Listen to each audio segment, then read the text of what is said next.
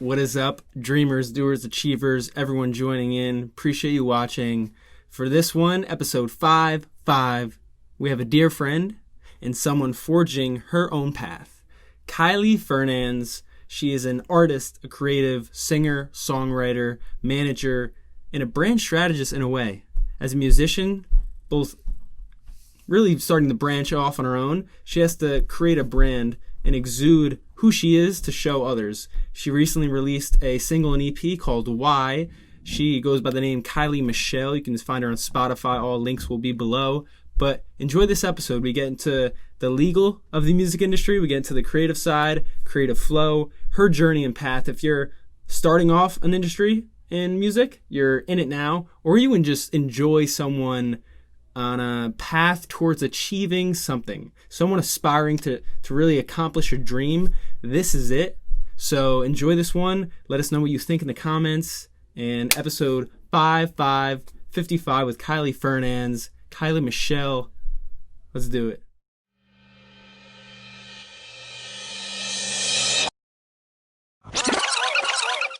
I have a dream. It's one small step for man. I am the greatest. You want something, go get it. Period. So we have Kylie Fernands here, and someone I've known for a while now, but super talented in the music industry. Someone that's super adept with music, sound design, engineering, management, and has a cool journey too to how she got to develop her craft. So we're going to get into the detail of every single thing, but can you introduce yourself just for the many, pretend no one knew you right now who are listening, and just introduce yourself and a little snippet of who you are. Yeah, absolutely. Thank you. My name is Kylie Fernands. I also go by Kylie Michele, which is what I release all of my music under now. I'm a current student at Lebanon Valley College in Pennsylvania. I'm a business administration major with a concentration in music business. I've been writing music since I could speak, pretty much. Like, I've been writing music since I was like a child. It's kind of always been like my just like my passion. Like, that's what like I love to do. That's like my own little like diary therapy kind of thing.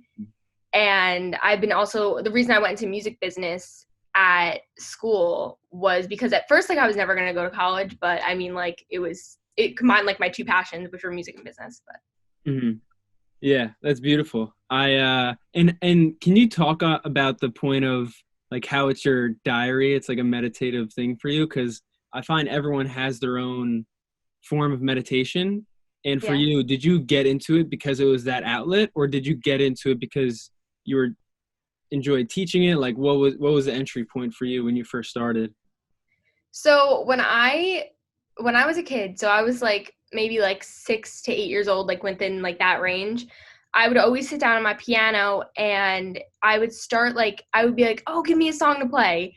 And they would like give me a song and I'd like do it by ear. So like that was always like my thing as a kid. And then I wound up writing a song just by playing like notes on the piano and making up a melody to it. It was called Memories.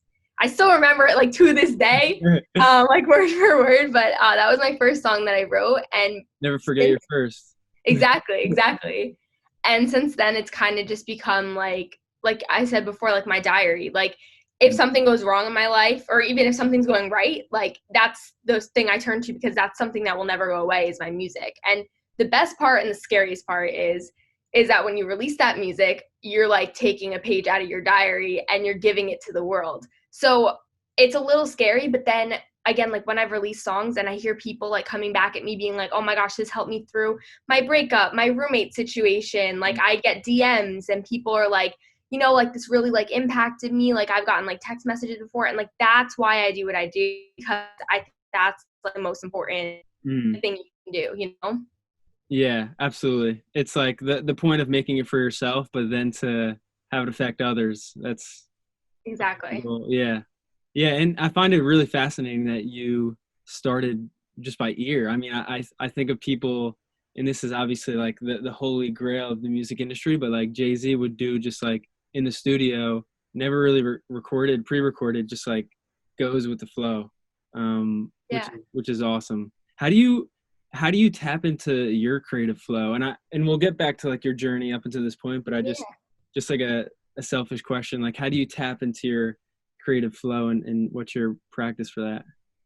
My thing is always, because you know me, like I'm crazy. Like I love creating new things, like new ideas, and that's like my big thing. Yeah.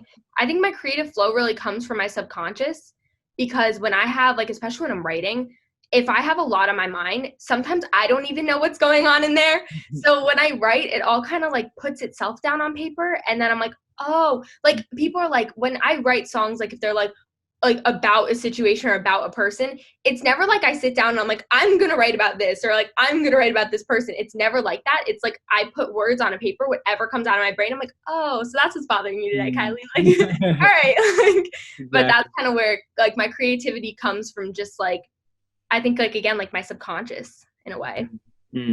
Yeah, that's another beautiful thing about music, because you really have to be, especially those who freestyle. Like I find rappers who freestyle just like extremely fascinating, because you have to be locked in. You have to know how certain words fit, and you have to be like really in tune with yourself, because it's derived from your subconscious.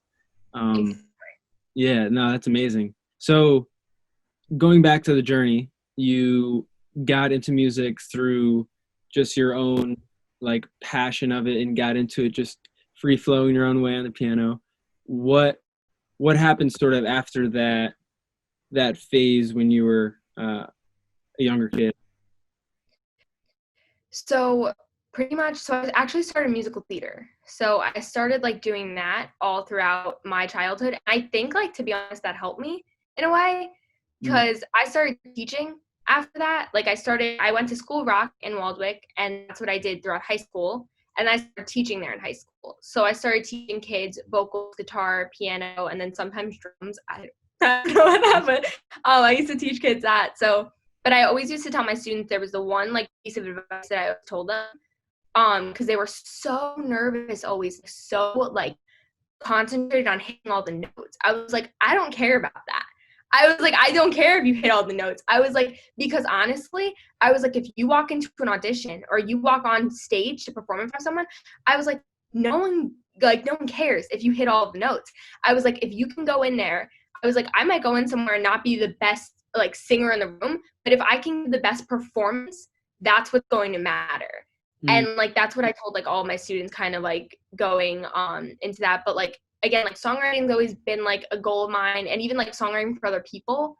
So I kind of like went on with that. And especially after like going to School Rock and playing with other people and getting to like collaborate on that level, it was actually super helpful. And then I started just releasing my own music. I see. Wow. So you spent like a lot of time before you even went down your own path. Like you taught others, and you probably like, before scratching your own itch, you were able to develop by teaching. They always say that's the best way to learn. It's really interesting, actually. Yeah, it's fascinating. And what were some of the other things? Because when you were teaching, those were oftentimes like novice artists, and they were just starting off. What were some other things that deterred them from the importance of their craft? Like you said, they used to focus on notes instead of performance. Was there any other things that, and this is sort of like advice for those listening too, who are younger or just starting, like what do you find when you were teaching? The big thing was nerves. I think nerves is the biggest. I've even got that on social media before. I had someone ask me the other day, they're like, how do you get over stage fright? Like all this stuff. And like, that's like the biggest thing I think that I dealt with my students, was like nerves, and making sure that, I know a lot of, for teachers, it's very hard to get kids motivated. And like, that's the honest truth, especially like if, I mean, I'm not going to lie, like some of the students there, not all of them, some of them, it was like, their mom was like, oh, come on, Joey, do like singing lessons. It'll be great. And like, they didn't really want to be there. But the way to get kids motivated is to do music that they want to do. I'm not going to sit there and push like Mozart on these people. Like, you know, like I'm not going to like give them like a classical piece if they don't like classical music. If they want to sing Meghan Trainor, let's do Meghan Trainor. Like that was like the biggest thing. That, and again, nerves was like the biggest thing with me. I personally, I've never gotten like stage fright. I've never had stage fright because again, like the stage kind of feels like home to me. It's like weird, but that's like my home. So Mm. I don't really get nervous, but the people that I used to teach, especially like for theater, they used to tell me like, oh my gosh, like I'm so nervous, I can't go on stage. And if it was like Beauty and the Beast, I'm Mm. like, oh, like, what do you mean you're nervous? I was like, Lumiere. I was like, Lumiere wouldn't be nervous. I was like, you have to get into like this character that like, even if you're performing as yourself, like it's a different persona that you have on stage than you do off the stage. Like I'm very different on stage than I am off stage. Mhm. I'm still me, but like you kind of have to get into a different mindset. So like you can't be scared if you're not you. Like you're not like off Yeah. stage, you know? Yeah. Yeah, exactly. Yeah, it's like they always say you want to change your like motion changes emotion. So if you're like stepping into that different character that can allow that, what if that's like one way to do it, detaching from this real quick, what are ways in which people can prep themselves up for performing or like really going into the studio? Like, is there any best practices? Because I know maybe you don't even have to do it because it seems like you said you don't really have those nerves because you're just in your purpose. But what do I you do think about do that? things to like kind of hype myself up Yeah, though. exactly. Yeah, so I do have those too. Not even just for nerves, just to like I know that like for me, like I like to exercise, even if it's just doing like jumping jacks or like I'll jump in the studio a lot. Like that's my thing. I'll do like crazy things like that. So it's like jumping meditation so important before you perform. I know we've talked about that before, just like meditation in general and how important it is for your mental health, but it's also so important before you perform because it really, if you have do that, lay on the floor. I used to do this exercise in theater camp when I was like a child, and I still remember. I still do it to this day. It's you lay on your back and you kind of relax each part of your body like one step at a time, and it's the most relaxing exercise. You can literally do anything after that. Like it's like yeah. Yeah, I like that a lot. The breath work is big, and it probably helps a lot for like vocalization and projection while on stage. I know there's a lot of like very like practitioner-esque practices that you have to do, like very detailed things behind the scenes to really perform well in public.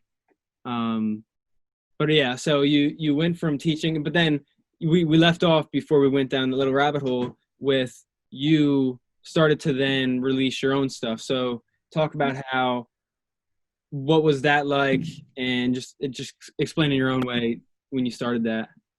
Yeah, for sure. I actually tried to start that in high school. So that was like my project in high school. I was always like, I had the song called Prisoner, and that was like the first, that and The Simple Life, I think the other one was called. But I brought those to producers. And the problem is sometimes, and I know like a lot of singers struggle with this, is like connecting with a person and connecting with a producer is probably the hardest thing. So like my thing was always, I'm never going to release a song I wouldn't listen to. And that's like my biggest fear is like, I don't like it, I'm not going to put it out. So my big thing was I wanted music I liked. So I went to 2 different producers in high school, and like they were great. They were great people, very talented, just didn't quite get my vision for the song. And again, I didn't really know any of like the technical terms either at that point, so that didn't really help. Like, so I did that. I didn't really get anything out in high school. I kind of just like would release covers and stuff like that. Like I had a Paramore cover that I did with a producer, and we did like stuff like that. And then I got to college, and actually in my veil class, I met this kid named Dan, and he was like, hey, me and my friend produce music, and like I went on Instagram, you're like really good or whatever, and like can we like collab on something? I was like, for sure, like definitely, like send me whatever you have. And those were the 2 people that at first, like those were like the first people that I really worked with. Mm. And that's how I released Work Without You, which I wrote in college my freshman year in my like dorm room. So I Yeah. released that with them as like a feature. And then I started to kind of like progress in like my sound and my writing. And I've been friends with my like one of my best friends since freshman year, and his name is Charlie. And him and his friend Nick also produce. So they've been producing all of my like latest stuff. And they are so amazingly talented. Like we just have the best time in the studio, and just the energy is so great. So it's just so fun to make music with them. And so we released Y on August 14th, and that was like our latest project. We just got the master back yesterday for a new one, so it's kind of like coming along, but I'm so excited. Like that's like the best is when I release music. It's scariest but best feeling ever. Yeah. It's such a dichotomy. I saw the text message on your story. Yeah. Yeah, that's exciting. It's like Christmas morning for an artist. It's the best thing to get like a master, like because you have no idea how many drafts there are. It's like back and forth. Let's change this. Let's change that, and then you finally get the perfect like version. And it's the best feeling. Yeah, exactly.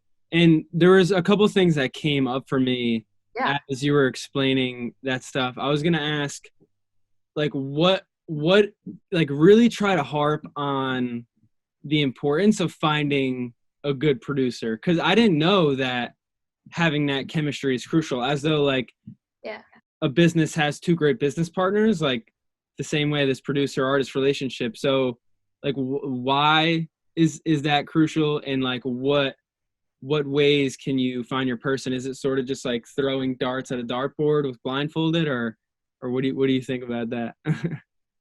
I think definitely find people you relate with on a personal level. Not just on a personal, not just on a musical level, but also on a personal level. Yeah, so go outside the realm. Okay, I see. Yes, exactly. Go outside the music realm and kind of like connect with someone personally, because again, they could be the best producer in the world. It doesn't mean that they're going to get your vision. And I know that the first time I knew that Nick and Charlie really understood what I was like kind of trying to say, because I joke around all the time. Like I love to make like little comments like where I'm like, I am going to speak, like I'm gonna like rant on, and if you understand my English that's like musical English that's like half musical English, I'm like, that's amazing. So they sent me Glue, which is something I wrote in high school actually, that people like, that's like I say it at like every show, so I've been like trying to record that for years, and they sent me a version of it, and I was like, hey, can we make this like a little bit more like poppy?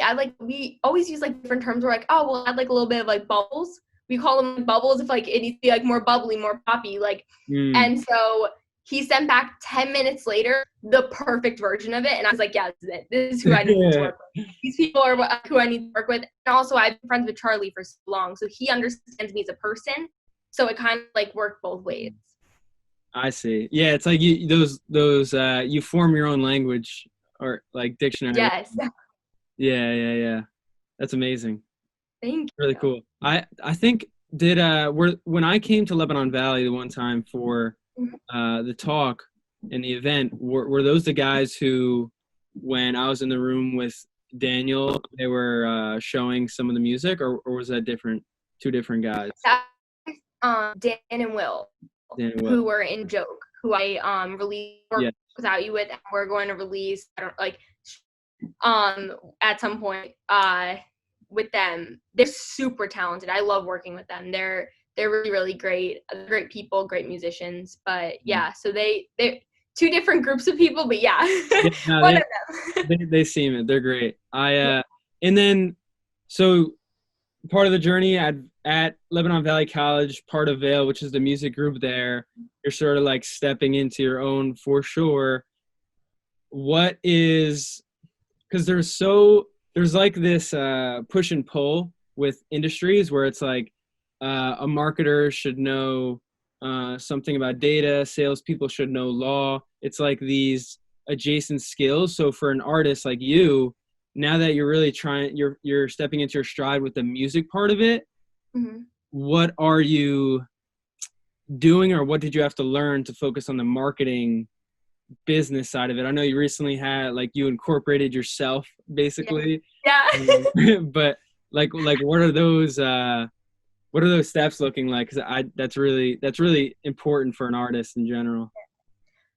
In like understanding the legalities, like I'm so happy you brought that up. Understanding the legalities of what you're doing is so important.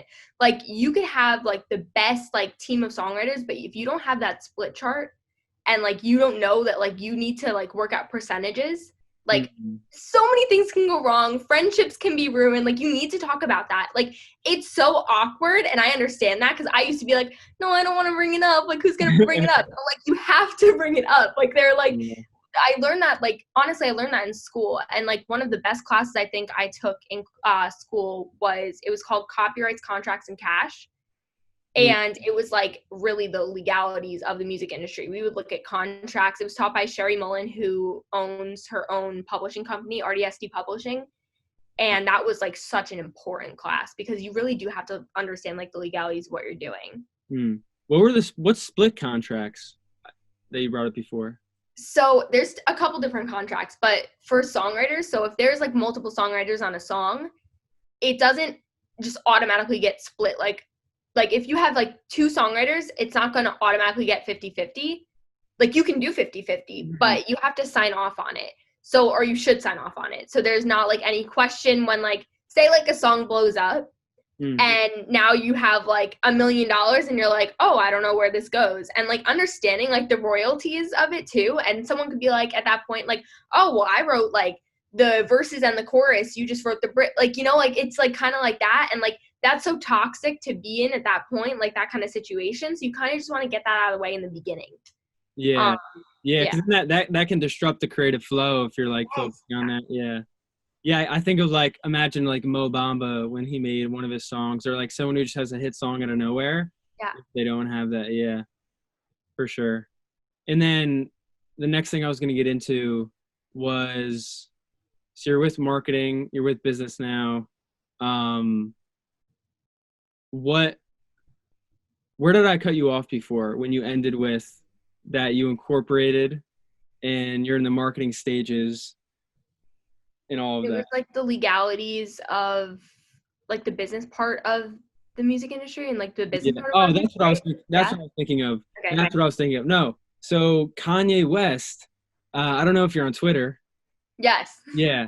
What, like, for like a picture, like a sort of timestamp in 2020, he like, it's insane to see. Obviously he's very much, like, out in the open, he's in his own way, in his own wilderness, but, like, he completely, like, breached all the NDAs with his contracts and stuff, and it's a little bit different, but, like, for someone who's, like, completely doesn't understand what's going on with that, can you sort of explain what he did and like why he's doing what he's doing? And, like, because he seemed like he was coming from a point of, like, care, and that artists are getting manipulated by some of these bigger studios, you know?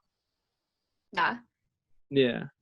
It's hard because bigger artists do have these, like, NDAs. And, like, here's the thing. With record label contracts, because I read them before, with label contracts, they always have these terms in there. Not always, because you can spot them and, like, point them out. But most of the time, they'll have these, like, little terms in there that are, like, very, like, they can drop you at any moment, pretty much. Like, they have some things like to the best of our ability, to the best of your ability. They can be like, oh, I actually don't think you're doing that to the best of your ability. And you're like, no, but I am. And they're like, yeah, we don't think so. It's like, it's very up to, like, it's very subjective. So those kind of things, like, they're not going to just drop Kanye West. That's the thing. Like, no label's just going to drop Kanye He's like West. a brand in and of himself. Exactly. He'll be like, okay, cool. And then he'll, like, start, like, you know, like, it's like, when with people, like, bigger names like that, not that that makes it okay. Yeah, exactly. At all. Not that that makes, you should never break a contract, like, ever. But, I mean, like, at that point, like, they're going to reprimand him probably and, like, move on. Yeah, exactly. Like, he's pissing on his award that he got. I think it was, like, a Grammy in the toilet, like, taking photographs, putting him up, his contracts, putting him up on Twitter. He kept tweeting that, because it was like a one-day tweet storm, kept tweeting that he wants his children to own his masters. So I'm really seeing the significance of these masters that, like you referenced, everyone talks about. Okay, I'm so glad you brought that up, because we can talk about Taylor Swift. I don't know. Yeah, I kept seeing, like, Taylor Swift ruin you or something. Yeah, please go into that. She is a genius. That woman is, I don't care what anyone says about her music, her boyfriends, I don't care. That woman is a genius. She is a business, she's just such a strategist. Like, she strategizes everything. Every move that she makes, every move she's ever made is all strategy. And it's not that she's not being ingenuine. Like, she's being genuine as well. But I think that I don't know, she's like, she negotiated her last contract with Universal because she left Big Machine. That was like a huge thing, like the Scooter Braun thing, like that whole thing. She left Big Machine and she went to Universal, and I think she's on Republic now, I want to say. But her new contract is insane. Like, she owns all of her own masters, which is unheard of. Like, the masters are like everything. Like you were saying before, your masters are everything, because if you don't own the master, like, you don't really have rights to your songs. And that's what happened with the Scooter Braun situation. The Scooter Braun situation, when he bought Big Machine, the thing is, Big Machine sold for hundreds of millions of dollars. Was Big Machine really worth that? I don't think so. However, the only thing that was of value, not the only thing, but the big thing that was of value at Big Machine was Taylor Swift's masters. That's what you're paying for. You're paying for her masters. Yeah. So that's part of the agreement when you sign any record deal.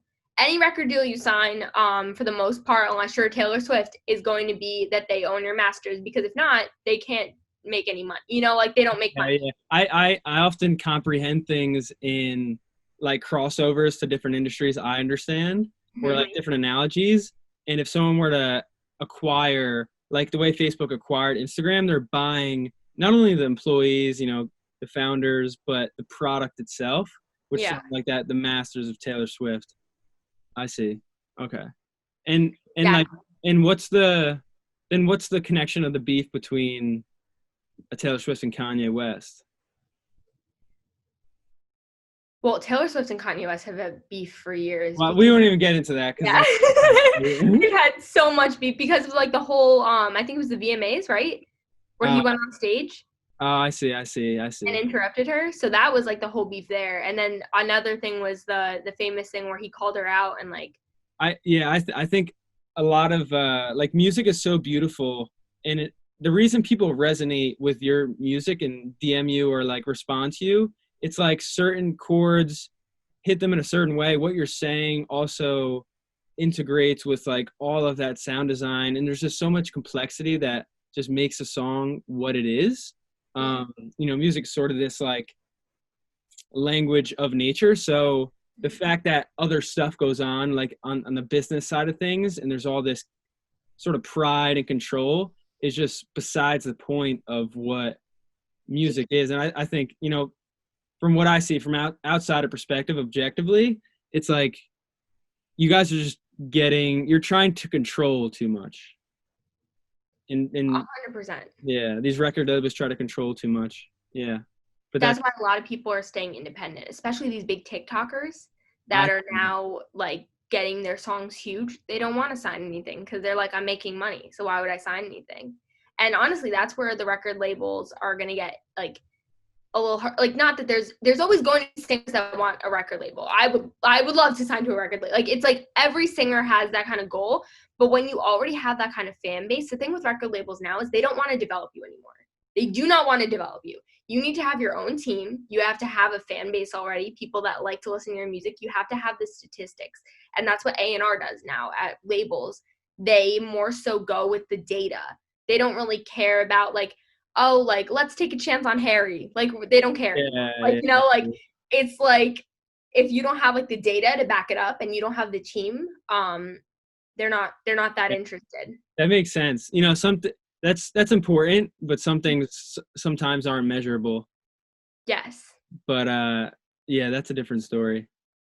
I see. Okay. A lot of this stuff makes sense now. And that's why the whole game's being flipped on its head, just like society in general in 2020. True. Yeah. There's this one, because I find, like we said before, music and marketing is very much one and the same, or they cross over a ton. And there was one, that's why TikTok does well. You know, the songs are integrated into the app. But there was one video that blew up, and this girl was just bopping her head, and then she like made a smirk, on beat with one of the songs got like the most views on TikTok the other day ever. It was like 300 million views. Which I'll never understand, but yeah, keep going. Yeah. I don't know. It's just right now we don't understand it, but that's why, in a way, we shouldn't. This younger generation is like our generation in a way is coming up. Yeah, and that's like the system's being upended, and a lot of things shouldn't be understood because they're making their way into the mainstream. So it seems sort of foreign to a lot of us now. For sure. But nonetheless, I loved all of that in which we talked about. I did actually learn a little bit there, which is awesome. But so you released Why. That was your new song. What are you hoping to, I guess, learn and I wouldn't say achieve, but like aspire to become? Yeah. My thing is always, I just want people to, I have like one goal for all of my songs, and anyone that's ever worked with me knows this. It's always that I want people to feel something when they want to feel something through the lyrics, but I want them to always be able to get up and dance to whatever I release. So it's like, it's a mix between those. Like when they don't want to think, they can listen to the music. When they want to think and they want to relate, they can listen to the music. And like, that's the biggest thing with me. So it's just like getting people to feel something. Everyone always asks me like, what's making it to you? And it's when people are singing my lyrics in the audience, that's making it. That's it. Like that's all I want. Yeah, exactly. No, that's awesome. And you probably don't even know. Maybe people have hit you up about it, but some people can be singing it right now just in their car, which is amazing. I've gotten those videos, which is so crazy. You can see on Spotify, you can see how many people are listening right now. Oh, really? So it's like so crazy. Like you can see, like I've seen like, 5 people listening right now. And like, even though that doesn't sound like a lot, like 5 people are now listening to my song. I don't know where. It could be anywhere in the country. It could be international. We're like, apparently like a lot of our stats are in Brazil right now.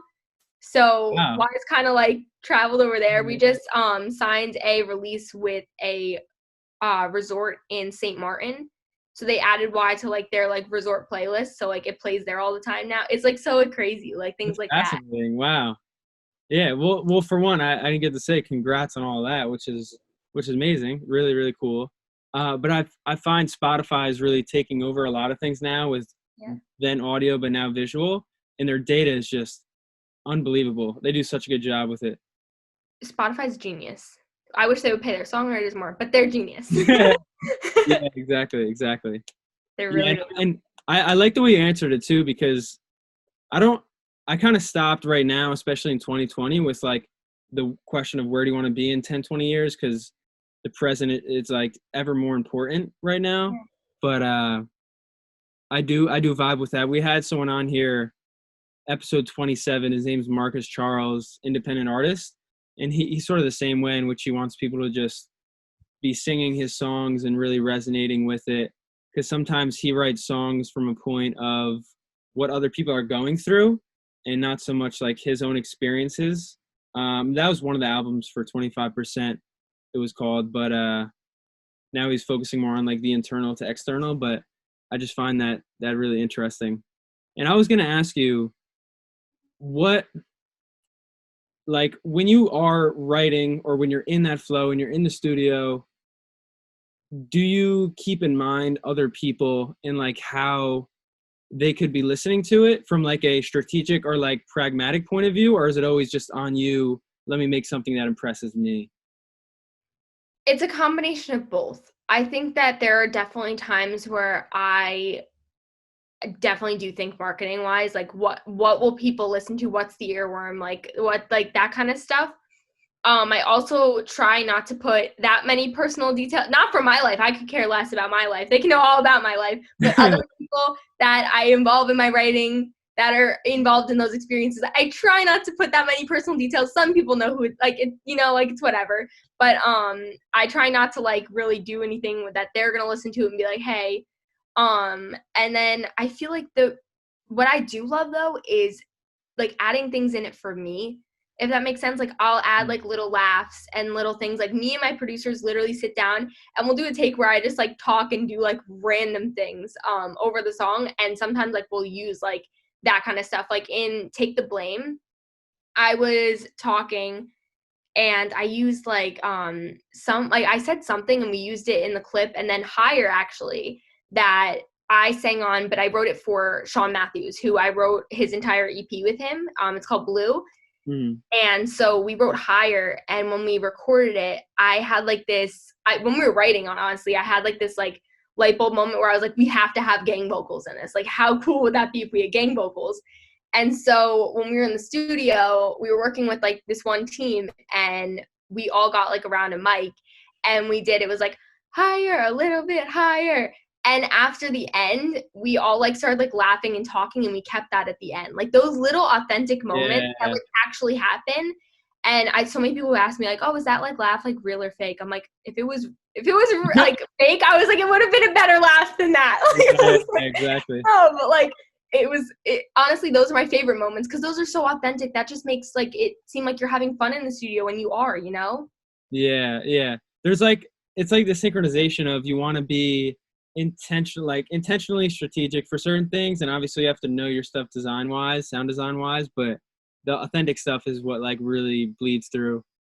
And Max Martin's the king of that. Max Martin is one of the best songwriters. Him and Julia Michaels, I feel, and there's so many more I could name, but like him and Julia Michaels like take the cake, and Ryan Tedder too, but they like kind of take the cake for songwriting. And Max Martin said he's like, there's kind of like this one formula that he like kind of uses, and there is a formula to the music industry, and like some things like, and then like, but then you see Billie Eilish, like Billie Eilish is so different from what we see in the music industry, and she's incredible. Like Billie Eilish, I mean, everyone has their little something, and everyone has like a fan somewhere, you know? Like it's just finding those fans, and that's where the marketing and the business like aspect comes in, because you really need to find those fans. Yeah, that is a great lane to go down. Like I was really thinking about, because I came across some things recently, and I've truly been understanding this point of being different in order to reach specific people, instead of just being sort of like mimicking others or trying to be the same in like a certain way. It's just like this different aspect is so crucial. They like a ton of marketers talk about that. But it's like, how do you find that mix with like difference, but also the truth of you? Exactly. So for you, did you go down like a personal route in order to then find that path within music, or what was it in your regard? I think I definitely chose more of a commercial route for my music. The stuff that I used to write, some of it was definitely commercial. But I think the first like more commercial song I wrote was probably Work Without You, which is the first one that I released with No Joke. And I feel like, I don't know, there's like a bunch of different routes you could take. I mean, like pop felt the most organic to me, and it was pop like sometimes like has like a bit of a rock feel, because I do have like I used to sing rock music. Like it's kind of like a little bit of a combination of both. That's kind of what I wanted to portray in my music, if that makes sense. Yeah. I find I was watching this one Pharrell, not masterclass, but he was sitting in on a couple students showing their music, and a couple kids played their music. It was phenomenal. He was really vibing with it, gave great feedback. And then there was this one girl from like the middle, and I really wish I can recall her name off the top of my head, because she's really popping now because of that, and how she like grew from that video, because it has a ton of views now. But she was from like the middle of the country and had this like popish sort of like acoustic hip hop, and just that difference. And because she came from a different place, had different experiences, was felt through and exuded through her music. And Pharrell like vibe with that, you know? So yeah, I find like so much goes into making that difference. And it's just so fascinating. It's definitely finding like your one thing, whether it's your music being different or your image being different. That's kind of like how it is. Like you have to find something, where Billie Eilish has both. She has both. She has the image thing where she and I respect it so much. She wears like baggy clothes because she's like, you don't need to see like what my body looks like. She's like, it's none of your business. Like, so I love that about her, but her music is just so different too. It's like a character in her own movie. And I think that like, that's what makes her so special. And like, again, like Taylor Swift just does everything right. Like she's just like the sweet country girl, but then she's the only person I know that can turn Being Called the Snake into a best-selling album. Like Reputation, that's literally what it is. She's like, look what you made me do. Now I'm like gonna turn like bad, like quote unquote. Yeah. And I love that. Like everyone has their own little thing, and to switch up your image, you got to keep your audience entertained too. You can't keep everything the same. If you're bubblegum the entire time, no one cares. Yeah, exactly. That's a great point. And it's like finding your purpose and finding that one thing, but then once you establish it so well, it's when you build that brand to it that you can branch off. 100%. Yeah. And like I think of obviously all the top musicians and artists now are doing that, but it's the same with every industry, not just like business or product. With things I'm in, it's like it's all of that. Yeah, that's amazing. I like the point of what you said, your character in your own story too, with Billie Eilish, because if I were to title this episode something, it would be like be the hero of your own story. It makes so much sense. That's like honestly what everyone should aspire to be, though. Be the main character. You're not a supporting role. You're not a supporting role in your life. And that goes for any career that anyone's in, not just music. That's anything. You're not a supporting character. You're the only person that you need to live with for like 24/7, 7 days a week, like for the rest of your life, like, you know? So I love that. I love what you just said, because it is true. Be the hero in your own storybook. Be the main character, because like you're not a supporting role. And if people think that you're a supporting role, show them wrong. Like do it for you, but show them. Yeah, show them, prove it to yourself, all of that. Exactly. Yeah. No, I appreciate you sharing your world. Thank you. With me, with those listening, with us. Was there anything like top of mind that you wanted to shed light on before we depart? Top of mind. And not that there has to be, but I always like leaving the door. Oh yeah, like closing thoughts. No, I think we covered it with the main character. Like just like again, like know your worth. And like especially in the music industry, it's so important to know like why you're doing things, and always to remind yourself, like keep yourself motivated. Find new things every day that excite you, because I know that a lot of people get bored, especially in quarantine, especially during the pandemic when there's not a lot to do. Find things to do. It's not that hard. Like it's like you got to kind of keep yourself motivated and keep yourself going, because the more that you do that, the more that you accomplish and the more you succeed. Yeah, the more people you affect, all that. I love it. Yeah, that's spot on. Rock solid. Well, I appreciate you coming on. Thank you for having me. Yeah, of course. It was so fun. Yeah, we'll talk. Definitely. Bye. See you later.